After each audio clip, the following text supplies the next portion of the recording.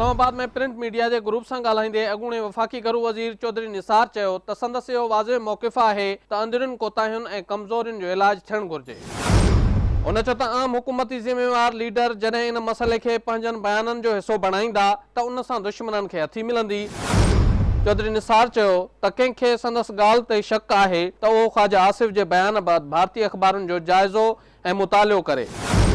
अॻूणे घरू वज़ीर चयो त भारतीय अख़बारुनि में चयो वियो आहे त पाकिस्तान पाण इहा ॻाल्हि मञे पियो जेको भारत जो सदाईं मौक़िफ़ रहियो आहे। चौधरी निसार चयो त सुवाल इहो पैदा थिए थो त भारत में जेका इंतिहा पसंदी ऐं दहशतगर्दी आहे उन ते भारतीय हुकुमराननि इन ॻाल्हि जो एतराफ़ कयो आहे। संदसि चवणो त भारत में त मुअज़िज़ माण्हुनि जा मुंहं कारा कया वेंदा ऐं परॾे खां आयल महिमाननि ते तशदुद कयो वञे थो ऐं गऊं ज़बह करण जे शक में मुसलमाननि खे बेदर्दीअ सां क़त्ल कयो वेंदो आहे।